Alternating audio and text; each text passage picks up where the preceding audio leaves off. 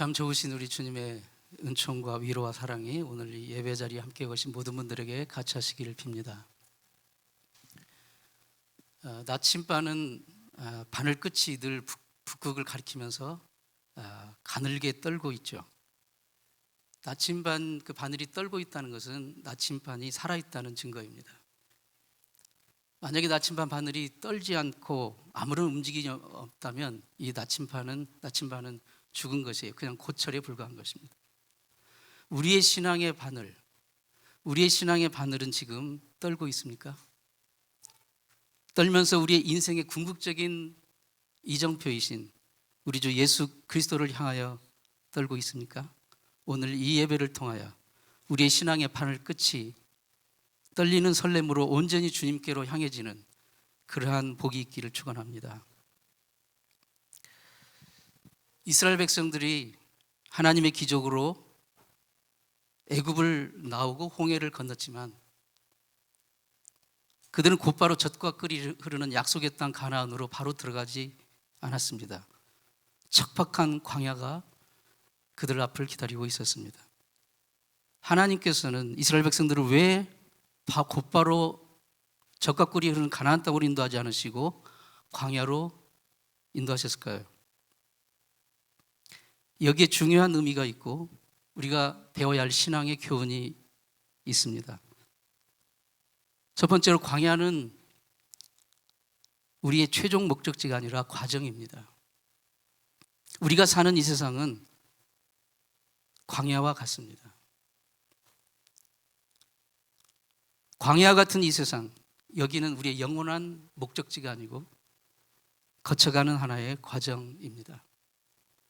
과정을 지나면서 만나는 크고 작은 문제들, 그것으로 인해서 우리는 마치 여기가 모든 것의 끝인 것처럼 극단적으로 생각해서는 안 되는 것입니다. 이 광야 세상은 고통이고 힘들고 시련이지만 하나님은 정말 기가 막히게 아름답고 상상할 수 없는 축복과 기적의 보물을 이 광야의 길 노정노정마다 마련해 두셨습니다. 하나님께서 마련해 놓으신 이 복들을 발견하고 누릴 수 있다면 우리는 광야에서도 은총의 길을 걸을 수가 있습니다. 이스라엘 백성들이 홍해를 건넌 후 3일 길을 가는데도 마실 물을 찾지 못했습니다. 우리가 하루만 물을 마시지 못해도 죽을 지경일 것입니다. 그런데 사흘이면 어땠을까요? 22절 말씀 보면 모세가 홍해에서 이스라엘을 인도하며 그들이 나와서 수르 광야로 들어가서 거기서 사흘 길을 걸었으나 물을 얻지 못하고 사흘 길을 걸었으나 물을 얻지 못하고 처음에 그들은 아마 그냥 첫날은 하나님이 홍해 같은 기적도 베푸셨는데 이것 좀 아마 그렇게 생각하고 하루 정도는 그냥 지나갔을 수도 있었을 거예요. 별 문제 없을 거라고 생각을 했을 수도 있습니다. 근데 하루가 지나고 이틀이 됐는데도 물이 없습니다. 마실 물이 없습니다. 마음이 흔들리기 시작합니다. 홍해 같은 큰 기적을 맛보았다 할지라도 현실의 크고 작은 어려운 문제에 부딪힐 때 사람들은 흔들립니다. 그래서 평소엔 별것도 아닌 문제 같은 것으로 우리는 쉽게 두려워하고 불평하고 낙심합니다. 사흘 길을 지난 뒤에서 드디어 물을 발견합니다. 그러면 그렇지, 감사합니다 주님. 그들은 뛰어가 물을 마십니다. 그런데 먹지 못할 쓴물이었습니다. 너무 써서 목을 넘길 수가 없었습니다. 도대체 하나님은 뭐 하시는 거야? 불평하기 시작합니다. 3일 전에 그 위대한 큰 은혜는 이제 아무런 생각이 없습니다. 다 잊어버렸어요. 하나님은 눈에 안 보이니까 당장 눈에 보이는 모세를 원망합니다. 그래서 모세에 대한 원망은 사실 하나님께 대한 원망입니다. 사람에게 한 것이 곧 하나님께 한 것이 될 수 있다는 것, 그것을 우리는 알아야 됩니다. 그것이 좋은 일이든 나쁜 일이든 결국 우리가 사람에게 한 것은 하나님에게 한 것이라는 것을 알아야 됩니다. 마라에 이르렀더니 23절 24절 말씀 보면 마라에 이르렀더니 그곳 물이 써서 마시지 못하겠으므로 그 이름을 마라라 하였더라. 백성이 모세에게 원망하여 이르되 우리가 무엇을 마실까 할. 여기에서도 우리는 정말 귀한 교훈을 얻습니다. 광야 같은 이 세상의 삶에서는 늘 형통한 일만 있는 게 아니라는 거예요. 형통 다음에 고난과 시련이 올 수 있다는 것입니다. 우리는 기적이나 축복에 이어서 계속해서 또 다른 축복, 계속해서 또 다른 기적, 계속해서 또 다른 형통이 이어지기를 기대합니다. 그러나 광야의 세상의 삶은 그렇지 않다는 것을 우리는 늘 경험합니다. 이 세상은 은혜 뒤에 고난이 올 수 있고 또 고난 뒤에 또 은혜가 올 수가 있는 것입니다. 하나님께서는 언제나 형통과 고난이라는, 형통과 시련이라는 양면을 통해서 우리를 훈련시키시고 다루십니다. 어떤 땅에 계속해서 1년 12달 햇볕만 비추면 그 땅은 마침내 사막이 될 것입니다. 우리는 계속해서 우리가 바라는 복과 형통, 성공 이것만 오기를 바라지만 만약에 그게 계속된다면 우리는 모두 다 결국은 교만해지고 기고만장해질 겁니다. 마침내 하나님 없어도 살 것처럼 살 것입니다. 그래서 하나님은 때로는 고난을 통해, 시련을 통해 우리를 낮추시고 겸손하게 하십니다. 그렇게 함으로써 진정한 복은 우리 자신에게서 오는 게 아니고 그분에게 온다는 것을 가르치십니다. 진정한 복은 우리가 똑똑하고 잘나서 얻게 되는 것이 아니라 그분의 은총이라는 것을 우리가 알게 하십니다. 우리가 이 광야의 삶을 살면서 목마름의 고통, 기다림의 그 고통, 부족함의 고통, 시련과 연단 이것을 좋아할 사람이 어디 있겠습니까? 그러나 우리는 이것이 하나님이 나를 훈련하시는 도구라는 그 마인드를 가지고 우리가 삶을 살아야 됩니다. 그것이 광야의 삶을 살아가는 우리 하나님의 자녀들의 신앙생활의 핵심이라고 할 수 있습니다. 광야의 삶을 사는 우리가 배워야 될 또 하나의 교훈이 있다면 사람은 어려움을 겪을 때 감사와 찬송보다는 원망과 불평을 하기가 쉽다는 것이에요. 우리는 참으로 말조심을 해야 됩니다. 우리가 감정이 내키는 대로 그냥 내뱉어버리면은 그게 불평과 원망의 도구가 되고 결국은 불행의 씨앗이 됩니다. 우리는 날마다 결핍을 체험합니다. 부족함을 체험해요. 그런데 그것은 결국은 언젠가는 채워질 수 있는 그런 발판이 될 수도 있는 것입니다. 기다림의 그 정말 지루한 고통, 그것은 결국 그 기다림 끝에 얻어지는 진정한 축복의 만남을 예비하는 발판이 될 수 있는 것입니다. 우리가 예수를 믿으면서 이 땅에 살면서 예수를 믿으면서 겪게 되는 여러 가지 시련과 고난과 어려움은 주님이 우리를 예비하신 그런 놀라운 그 진정한 복을 우리가 받을 수 있는 그릇을 준비하는 준비 과정이라고 할 수가 있습니다. 사실 이 쓴물 마라의 언덕을 넘어서면 오늘 읽으신 본문 제일 마지막 절에 나오는데 종려나무 70그루가 우거진 12샘물이 정말 콸콸 솟아나오는 오아시스 샘물이 나오는 엘림이라는 곳이 나옵니다. 이 쓴물 마라에서 엘림까지는 불과 10km 정도 거리라고 합니다. 그러니까 한 3, 4마일쯤 될까요? 그러니까 우리가 천천히 이렇게 구보로 뛴다면 한 1시간 반쯤이면 도달할 수 있는 거리고 빠른 걸음으로 걸은다 해도 서너 시간이면 갈 수가 있는 거리예요. 그러니까 서너 시간 뒤면 엘림이라는 놀라운 축복의 그 땅이 있는데 그것을 지금 보지 못하니까 코앞에 그 마라의 쓴물 그것을 놓고 죽을 것처럼 불평하고 원망하고 있습니다. 고난의 현실에 눈에 가려서 믿음의 눈으로 하나님의 예비하심을 보지 못하게 된다면 바로 그 진정한 복을 코앞에 두고도 원망을 앞세워 원망 앞에 빠져 엘림의 복을 놓치는 그런 분이 없기를 축원합니다. 광야의 인생길을 가는 이 이스라엘 백성들이 우리에게 보여준 놀라운 그 교훈 하나는, 그러니까 모세에게서 우리가 볼 수 있는데, 사람들이 원망하고 불평할 때 모세가 어떻게 했습니까? 25절 말씀에 모세가 여호와께 부르짖었더니 여호와께서 그에게 한 나무를 가르치시니 그가 물에 던지니 물이 달게 되었더라. 어려운 상황에서 지도자와 보통 사람의 차이가 무엇일까요? 대개 원망과 불평을 듣는 사람이 지도자일 위치에 있는 사람일 경우가 많고요, 원망과 불평을 하는 사람은 보통 사람입니다. 예수님이 이 땅에 계셨을 때 얼마나 많은 비난과 모함과 불평을 받으셨습니까? 그럴 때마다 주님은 아버지, 왜 이런 세상에 나를 보내셔서 이런 고통을 받게 하시고 이렇게 힘들게 하세요? 그렇게 원망하지 않으셨습니다. 그분이 왜 이 땅에 오셨는지, 하나님 보내신 그 목적의 길을 묵묵히 가시고 십자가로 걸어가셨던 것입니다. 다시 그 본문 25절 말씀 보면 모세는 원망을 들을 때 여호와 앞에 나가 부르짖었습니다. 누구나 엉뚱한 소리를 들으면 막 화가 치밀죠. 내가 그렇지 않다는 것을 증명하고 따지고 싶은 게 우리 보통 사람의 인지상정입니다.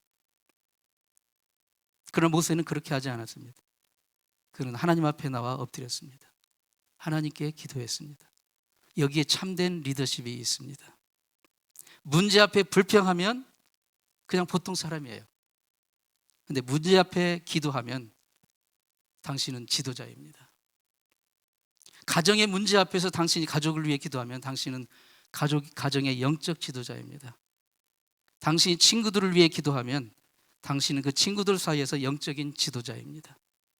당신이 어떤 공동체를 위해 기도하면 당신이 그 공동체의 영적인 지도자인 거예요. 그러나 모세가 원래부터 그랬던 사람이 아니었습니다. 잘 아시는 대로 성급하고 혈기 많은 그런 사람이었어요. 그리고 자기 의가 강했던, 자기 그 프라이드가 강했던 사람이었어요. 그 혈기와 자기 의로 40세 때 동족 히브리 사람을 괴롭히는 애굽 사람을 죽이기까지 했어요. 혈기는 하나님의 의를 이루지 못하지만 기도는 하나님의 의를 이룹니다. 모세는 살인자로 낙인 찍혀서 40년 광야에서 거칠고 험한 인고와 인내와 그리고 하나님의 다루심의 세월을 보냅니다. 그 인내의 세월 동안 마침내 모세는 겸손한 하나님의 사람으로 변화되었습니다. 성경의 그 민수기 보면 세상에서 가장 온유한 사람이 모세라고 이렇게 표현을 하고 있습니다. 그러니까 성경에서 가장 이 세상에 태어난 예수님 말고 가장 온유한 사람을 모세로 아예 그냥 노골적으로 표현을 하고 있는데, 모세의 젊은 시절에 원래 그랬던 게 아니잖아요. 40년 광야의 그 인고의 생활 동안 하나님의 말씀 앞에 자기를 복종시키는 그런 순종의, 하나님 말씀 앞에 순종하는 믿음의 사람, 온유의 사람이 되었습니다. 비난과 불평의 화살이 자기에게 다 쏟아질 때 그는 이제 하나님 앞에 나와 엎드려 기도합니다. 진정한 영적 지도자가 되었다는 뜻입니다. 공부를 많이 하면 공부가 늘죠. 운동을 많이 하면 근육도 늘고 운동도 늘고, 요리를 많이 하면 요리가 늡니다. 저도 사모님이 이렇게 일 가셨을 때 가끔씩 미역국도 끓이고 콩나물도 끓이는데 끓일 때마다 느는 것 같아요. 예. 요즘에는 남편들도 요리를 잘해야 됩니다. 그래야 생존합니다. 요리도 많이 하면 요리가 늘듯이 걱정을 많이 하면 걱정도 느는 거예요. 근데 이 걱정이란 놈은 꼭 물귀신 것 같아요. 걱정은 걱정만 느는 게 아니라 꼭 다른 것을 끌고 잡아 같이 내려가요. 걱정이 늘으면 머리도 빠집니다. 걱정이 늘면 혈압도 오르고 스트레스도 많이 받고, 걱정이 늘면 잠도 설치고, 그러면 막 얼굴도 막 누렇게 뜹니다. 건강을 잃죠. 걱정은 불행이 꼬리에 꼬리를 물고 따라오게 하는 것이 걱정이에요. 무서운 놈입니다. 걱정은 멈춰야 됩니다. 대신 하나님 앞에 나와 기도를 시작하십시오. 기도도 자꾸 해야 늡니다. 기도도 자꾸 해야 돼요. 모세는 얌전히 바로 이 상황에서 조용히 묵상 기도를 한 게 아니라 cry out, 부르짖었습니다. 통곡을 했어요. 지금 여러분 앞에 놓인 마라의 쓴물이 있다면 여러분 그 앞에서 보통 사람처럼 그냥 불평하고 원망하고 낙심하고 걱정에 빠질 것입니까? 아니면 하나님 앞에 나와 기도하겠습니까? 하나님, 이 사람들이 없는 물을 나한테 내놓으라고 하나요? 내가 무슨 하나님도 아닌데 저 좀 살려주세요. 모세는 부르짖어 기도했습니다. 하나님 앞에 부르짖어 기도할 때 하나님은 일하십니다. 이 광야의 삶 속에서 우리가 얻는 또 하나의 귀한 교훈은 믿음은 상식을 뛰어넘는다는 거예요. 모세가 부르짖었더니 무슨 일이 생겼습니까? 하나님이 움직이셨어요. 하나님께서 한 나무를 가리키셨어요. 그 나무를 꺾어서 그 쓴물, 도저히 먹을 수 없는 사망의 쓴물에 던지라는 뜻이죠. 그런데 이게 상식적으로 말이 되는 소리가 아니죠. 말이 안 돼요. 만일 이 먹을 수 없는 쓴물에 해독제 파우더를 이렇게 갈아가지고 그것을 이제 타라고 하면 납득이 될 것입니다. 그런데 그냥 멀쩡한 그냥 나무 막대기를 던지라는 것이 상식적으로 말이 되지 않아요. 모세는 40년 동안 애굽 당대 최고의 왕국인 애굽 왕실 교육을 받은 당대 최고의 지성인요 엘리트입니다. 그런 그가 40년 동안 광야의 혹독한 연단을 통해 하나님의 명령에 순종하는 법을 배웠어요.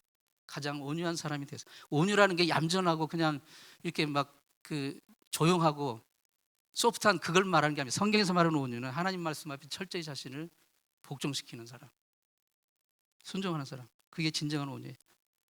설사 그 하나님의 명령이 내 인간의 상식과 논리와 경험으로 납득되지 않더라도 말입니다.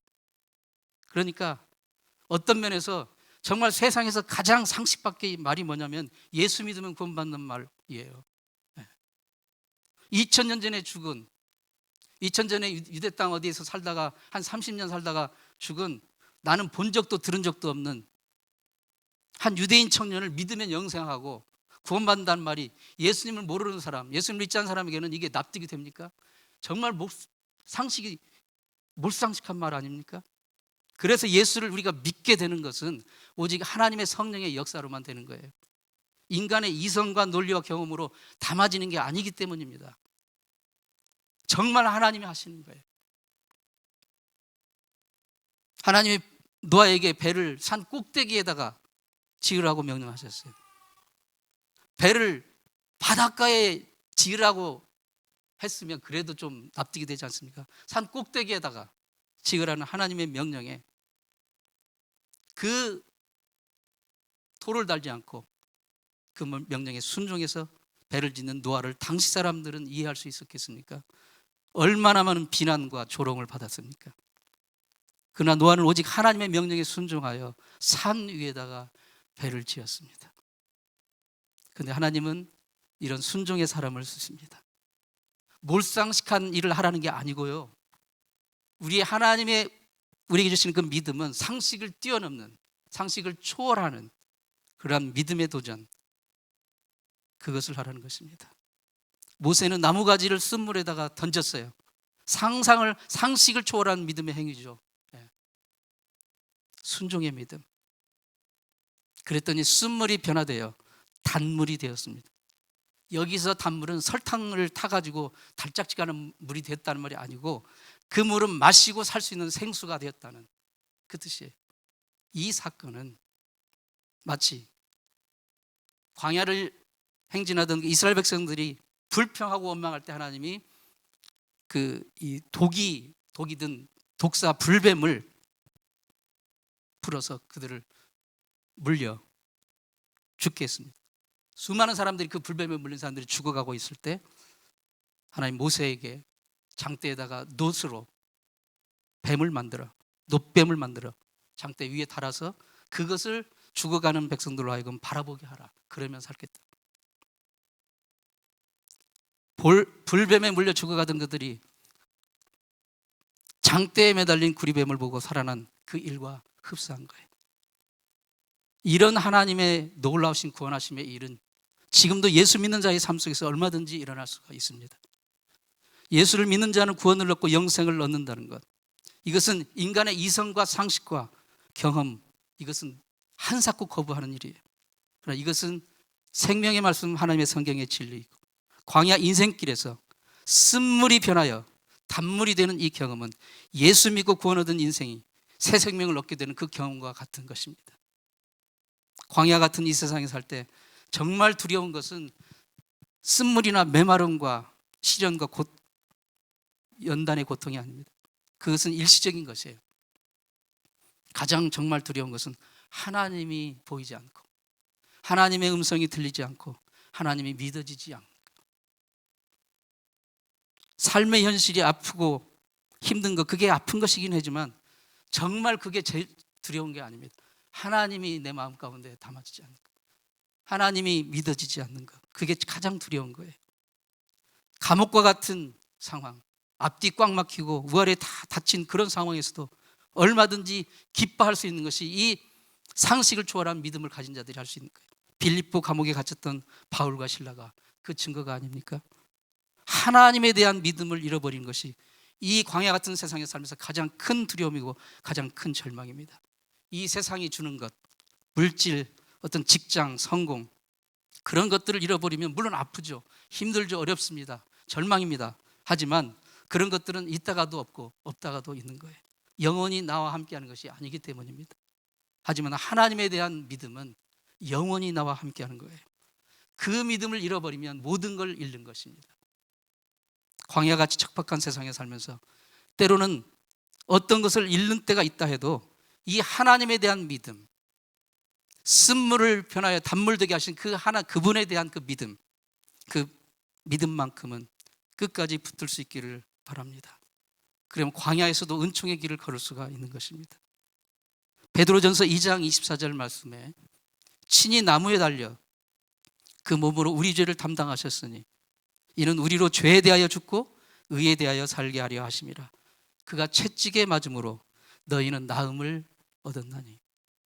십자가의 나무에 달리사 우리 대신 우리의 모든 죄와 저주를 다 당하신 예수 그리스도로 인하여 우리는 이제 죄에 대하여는 죽고 하나님의 의에 대하여는 살게 된 하나님의 자녀가 된 존재가 되었어요. 죄악에 물들어 썩어 죽어가던 인생, 병들어 신음하며 죽어가던 인생을 구원하시는 분은 바로 쓴물을 변하여 단물 되게 하신 예수 그리스도이십니다. 나무에 달려 돌아가신 그 예수님, 장대에 달렸던 그 놋뱀을 바라보는 자가 살았던 것처럼 십자가 나무에 달리신 예수 그리스도, 오직 그분뿐입니다. 모세가 광야에 서 있던 나뭇가지를 꺾어 던졌을 때 쓴물이 단물이 된 것, 광야 인산길에서 나무에 달려 돌아가신 예수 그리스도를 붙드는 사람, 이 사람이 주님이 베푸시는 풍성하고 놀라운 은총을, 영원한 생명을 갖게 되는 것입니다. 이 단물은 누구입니까? 요한복음에 나오는 수가성 우물가 여인의 이야기를 아시죠? 그 여인이 예수님을 만났을 때 그는 비로소 광야의 단물을 맛보게 되었습니다. 그 여인은 정말 목마른 인생이었어요. 남편을 5이나 바꾸었어도 목이 말랐어요. 참 만족이 없었어요. 쓴물 인생입니다. 이 여인은 사람 보는 게 싫었어요. 사람과 마주하는 것 자체가 싫었어요. 중동 지역에서는 해가 가장 높을 때 너무 덥기 때문에 사람들은 거의 외출을 하지 않습니다. 그러니까 이 여인은 일부러 사람 마주치지 않기 위해서 사람이 가장 다니지 않는 그 시간, 한낮에 아무도 우물을 찾지 않는 그 시간에 물을 길러 왔던 거예요. 예수님은 그 여인과 마주치면서 그 여인에게서 인생의 목마름과 허물을 보셨어요. 모든 것을 다 가져도 인생은 목마릅니다. 돈을 벌어도, 성공을 해도, 출세를 해도, 학위를 따도, 많은 디플로마를 가져도 인간은 계속 목마른 존재입니다. 우리 사람 인간 안에 있는 근본적인 허무의 목마름은 이 세상 그 어떤 것으로도 메울 수가 없습니다. 요한복음 4장 13절 14절에서 예수께서 이 여인에게 그렇게 말씀하세요. 사마리아 그 여인에게 이 물을 마시는 자마다 다시 목마르겠노라. 이 물이라는 것은 세상이 주는 것들, 세상이 제공하는 것들을 마시는 자는 계속해서 또다시 목마를 거지만 내가 주는 물을 마시는 자는 영원히 목마르지 아니하리니 내가 주는 물은 그 속에서 영생하도록 솟아나는 샘물이 되리라. 오직 예수 그리스도만이 우리의 인생의 궁극적인 목마름을 채워주실 수 있습니다. 이 여자가 말합니다. 주님, 당신이 누구신지는 잘 모르겠지만 나도 그 영원히 목마르지 않는 생수를 먹게 해주세요. 여러분, 이 여인의 외침이 실은 우리 모두의 외침이 아닙니까? 요한복음 6장 35절에 예수님께서 나를 믿는 자는 영원히 목마르지 아니하리라. 광야에서 이스라엘 백성들이 맛봤던 그 쓴물이 변화된 그 단물은 바로 영원히 목마르지 않는 샘물이신 예수 그리스도이십니다. 구약에서 제사장들은 양들을 잡아서 대신 사람들의 죄를 대신해서 속죄하는 제사를 했어요. 그러니까 제사장이 스스로의 몸을 희생시킨 건 아니에요. 그런데 예수 그리스도는, 인류의 진정한 대제사장이신 예수 그리스도는 오셔서 자신을 그 속죄의 양으로, 하나님의 어린 양으로 우리의 죄를 대신하는 십자가의 제단에 바친 것이에요. 그래서 그분이 바로 단물이십니다. 그분이 쓴물을 변하여 단물 되게 하시는 분일 뿐만 아니라 그분 자신이 바로 단물이셔요. 요한복음 6장 54절 55절에 내 살을 먹고 내 피를 마시는 자는 영생을 가졌고 마지막 날에 내가 그를 다시 살리리니 내 살은 참된 양식이요 내 피는 참된 음료로다. 그분이 단물이라는 겁니다. 예수 그리스도의 보혈을 마신다는 것은 그분이 내 죄 대신 십자가에 지고 죽으셨고 그리고 그분을 믿고 그분을 구세주로 영접한다는 것. 예수 보혈을 마시는 자에게는 영원한 생명이 있습니다. 생수이신 예수 그리스도를 마시고 광야 같은 이 세상에 단물이신 예수 그리스도를 마실 수 있는 여러분 되시기를 바랍니다. 이스라엘 백성이 마라에서 쓴물을 맛봤듯이 지금 우리도 광야 같은 인생 살면서 얼마나 많은 쓴물을 맛보고 있습니까? 질병의 쓴물, 물질적인 어려움의 쓴물, 직장 생활의 어려움의 쓴물, 사업의 어려움의 쓴물, 학업의 어려움의 쓴물, 자녀 문제의 쓴물, 인간관계의 쓴물. 이런 쓴물들은 인생의 고난이고 역경이고 도전이고 매일매일의 숙제입니다. 매일 만나는 이 쓴물을 어떻게 단물로 변화시킬 수 있을까요? 오늘 본문 26절 말씀입니다. 이르시되 너희가 너희 하나님 나 여호와의 말을 들어 순종하고 내가 보기에 의를 행하며 내 계명에 귀를 기울이며 내 모든 규례를 지키면 내가 애굽 사람에게 내린 모든 질병 중에 하나도 너희에게 내리지 아니하리니 나는 너희를 치료하는 여호와임이라. 이 약속의 말씀은 인생의 광야에서 만난 쓴물을 단물로 변화시키는 그 비결이 담긴 처방전이라고 할 수가 있습니다. 하나님의 말씀과 그 명령에 귀 기울이고 순종하는 삶, 하나님의 그 우리를 향하신 뜻과 마음을 헤아리고 그 뜻을 따르고 순종하는 삶. 그럴 때 우리는 쓴물을 단물로 바꾸시는 놀라운 치유의 하나님을 경험하게 될 것입니다. 이것이 광야에서도 은총의 길을 걷는 비결입니다. 어떤 두 할머니가 참으로 오랜만에 그로서리 스토어에서 만났어요. 한 할머니가 다른 할머니에게 어떻게 지내셨어요? 어떻게 바깥 양반은 평안하신가요? 그러자 그 다른 할머니가 우리 영감 지난달에 돌아가셨어요. 저녁에 텃밭에 상추 따러 가시다가 그만 심장마비로 쓰러지셨어요. 그러자 그 첫 번째 그 할머니가 아이고 얼마나 놀라셨어요. 마음이 얼마나 상심이 되고 놀라셨어요. 그래 어떻게 지내세요? 그러자 그 할아버지가 돌아가신 할머니가 뭐 별 수 있나요? 죽은 영감이면 죽은 영감이고 나는 그냥 할아버지가 딴 상추로 삼겹살을 쌈 싸먹어가지고 먹었어요. 궁극적인 순간에 인생은 결국 혼자입니다. 그런 그 유머가 있잖아요. 이제 나이가 먹으면 남자들은 자꾸 그 호르몬이 이렇게 바뀌어가지고 여성성으로 이렇게 변하고 여성들은 이렇게 남성성으로 이렇게 된다고 그래요. 그래서 나이가 먹으면 먹을수록 한국 아줌마들은 세집니다. 그래서 정말 그 남편들이 조심해야 돼요. 눈치를 잘 봐야 됩니다. 그 어떤 그 양로원에 60대 할아버지가 그 60대, 70대, 80대 할아버지가 이렇게 모였는데 다들 이렇게 눈이 퉁퉁 부어가지고 왔더래요. 그러니까 왜 이렇게 눈이 부었냐 그러니까 60대 할아버지가 아침에 일어나가지고 아침밥 좀 달라고 그랬더니 무슨 아침밥 달라고 하냐고 하면서 할머니한테 맞았다는 거예요. 70대 할아버지가 이렇게 눈이 부어가지고 왜 그러냐니까 할머니가 이렇게 옷을 입고 어디를 나가길래 나 좀 데리고 가려고 그랬더니 무슨 따라오려고 하냐고 하면서 또 맞았대요. 80대 할아버지는 왜 맞았냐고 그랬더니 아침에 눈을 떴더니 왜 눈을 떴냐고. 인생은 여러분 혼자입니다. 인생은 혼자예요. 궁극적인 순간에 인생은 결국 하나님밖에 없습니다. 남의 아픔을 아는 것 같지만 실상은 잘 몰라요. 남은 지금 암병에 걸려서 죽어가고 있을 때 내가 감기 든 것이 더 심각해요. 설사 남의 아픔을 내가 안다 할지라도 내가 어찌할 수 있는 게 없어요.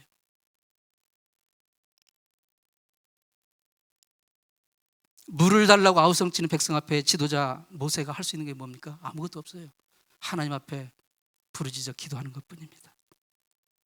내가 할 수 없다는 것을 인정하고 내가 아무것도 아니라는 것을 인정하고 하나님 앞에 나와 엎드려 기도하는 것, 거기서부터 하나님의 치유의 역사는 시작되고 우리의 문제가 쓴물이 단물이 되는 역사가 일어나는 것이에요. 광야 인생이 아무리 우리를 힘들게 해도요, 우리 마음이 그 나침판이 들 떨면서 그 북극을 향하여 들 떨면서 자기 할 일을 하고 있는 것처럼, 북극을 가리키는 것처럼 우리의 신앙의 나침판이 우리 인생의 궁극적인 이정표이시고 우리가 궁극적으로 바라봐야 할 유일한 한 분, 그분을 향해서 떨면서 가리키고 있어야 돼요. 우리의 포커스가 그게 살아있는 신앙입니다. 그게 광야의 쓴물 같은 인생길을 살아가는 우리가 가져야 될 신앙의 태도입니다.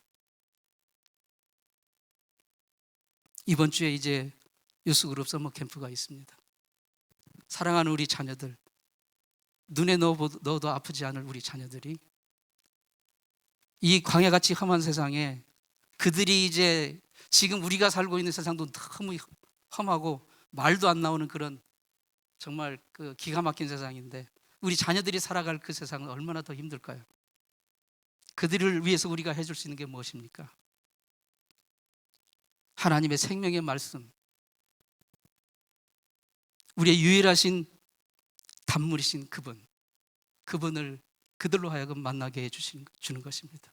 이번 썸머 캠프 때 그런 놀라운 생명과 구원의 역사가 일어날 수 있도록 사랑하는 성도 여러분, 여러분이 기도해 주십시오. 기도하는 여러분이 지도자입니다. 기도하겠습니다. 하나님 아버지, 우리 인생 광야길을 걷는 것처럼 우리는 매일 도전이고 어려움이고 쓴물입니다. 늘 쓴물을 삼키며 하나님 목이 탑니다. 하지만 오직 주님만이 이 쓴물을 단물로 바꾸시는 치유자이십니다. 모세가 그랬듯이 우리의 쓴물을 기도의 제단 앞에 내놓습니다. 우리를 향하신 주님의 마음, 우리를 향하신 주님의 그 사랑의 뜻을 찾고 순종하게 해 주옵소서. 떨리는 마음으로 늘 우리의 신앙의 바늘 끝이 주님께만 향하게 하여 주옵소서. 예수님의 이름으로 기도합니다.